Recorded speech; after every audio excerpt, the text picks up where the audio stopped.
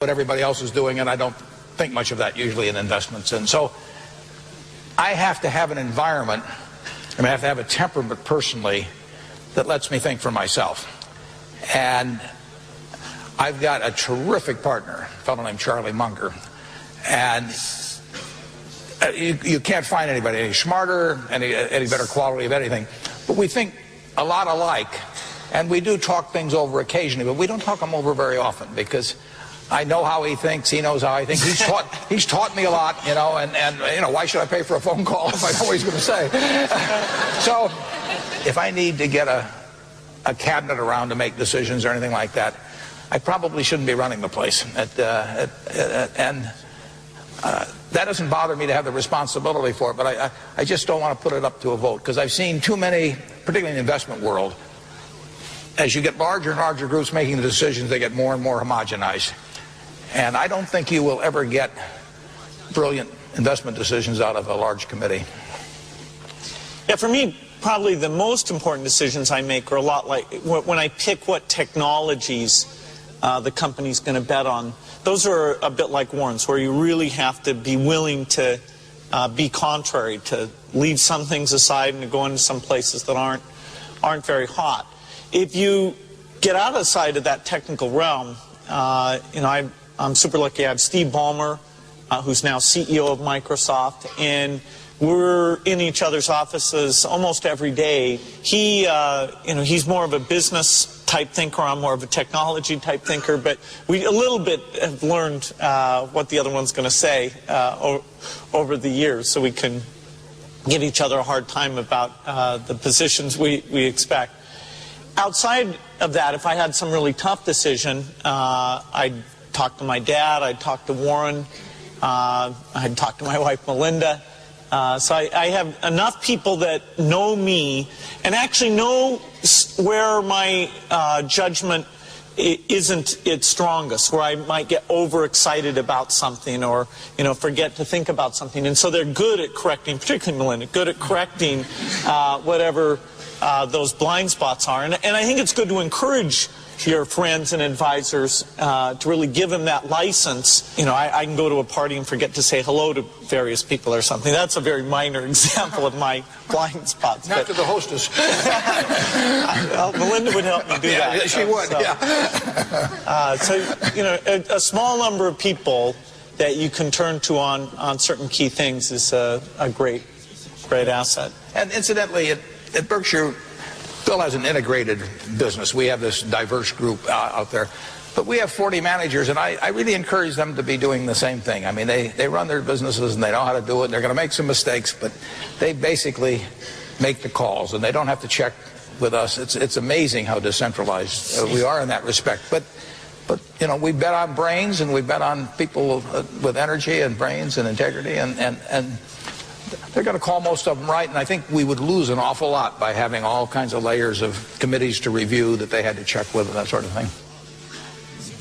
I'm Caitlin Polcher. I'm an actuarial science major, and I'm a junior. And you both have several managers working under you, so I was wondering what are some steps that a new entrant into the job market can take to accelerate their journey towards an upper-level management position?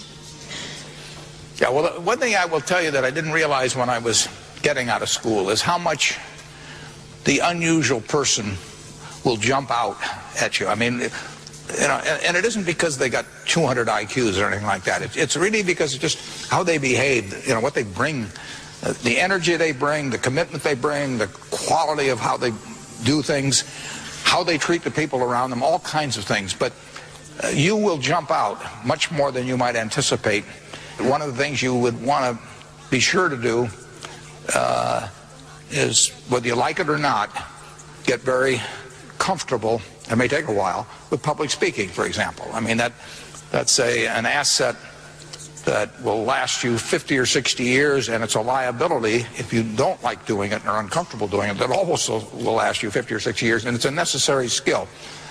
But a lot of the skills are just human skills. If you get the best out of people around you, that's a rare talent, and it doesn't correlate with IQ. It correlates with an attitude and toward the world and toward other people. And it's a talent that if you work at early and you're really conscious about it, you don't have to show up other people. You don't have to be smarter than they are or anything else. You want to bring out the best in them. It will pay huge dividends. Certainly in the business Microsoft is in, the opportunity of an employee after they've been with the company, even say 3 years, people can start to rise. They can rise because they are good at strategy, and that's mostly writing things. They can rise because they're leaders of people. They can rise because they're an individual contributor. And we try to have career paths that are good for each of those things. The ideal person, to be frank, is somebody who's good at all three of those things. And as you get high up in the organization, the jobs really demand great individual thinking skills, being great with people and great with strategy.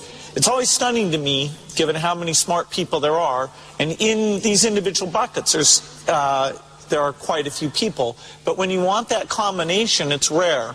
And I don't know why it is. It's possibly if you're a good individual contributor that you're given so much slack that you're never encouraged to reach out to other people and get their ideas. But the people who have that right combination, or if they're not good at one of those things, they partner up with someone and draw that missing piece out. Those are very rare. So whenever we're looking at top spots, if we could find more people like that, it'd be a fantastic thing. My name is Ryan Menlick. I'm from Omaha, Nebraska. I'm a senior accounting major. And my question, Mr. Gates, is I received an email a couple weeks back from you, and it said that if I forwarded it to 20 people, I'd get $10,000. I still haven't seen the money yet. How do you think you got to be number one on that list? Yeah, I get a lot of that spam email myself. My favorite was they offered to cover my legal costs for just $1 a month. So I'm trying to track those people down. No, but in all seriousness, when you were just beginning your career, what sort of things do you think made a big impact in your success? What habits did you develop, and kind of what sort of things could you pass on to us as younger people? I had one habit that I developed when I was at college. It was actually a very bad habit, which was I like to show people that I didn't do any work and that I didn't go to classes and I didn't care. And then at the very last minute, like 2 days before the test, I'd get serious about it. And people thought that was funny. That was my positioning, the guy who did nothing until the last minute. Then when I went into business, that was a really bad habit. And it took me a couple of years to get over that. Nobody praised me because I would do things at the last minute, and I tried to reverse to students I didn't think that highly of, who were always organized and had things done on time. I'm still working on it, but procrastination is not a good habit. Bill can change clothes in the car. I mean, that's why we don't insure him at Geico, incidentally. But he has a little of that habit left. But the habits you develop, and I go back to the other thing, is have the right heroes. I mean, I've always been lucky in that respect. And if the people you look up to are going to form your vision of what the world, how you want to be in later life. And I'll give you two pieces of advice. I'd invest as much in myself as you can. I mean, you're your own biggest asset by far. I mean, you've got all kinds of potential. All the people in this room, you're lucky to be in this country, gotten a good education. But most people go through life using up a very, very small part of their potential. And so anything you do that invests in yourself, that's the best investment you can possibly make. And then I would follow my passion. I mean, whatever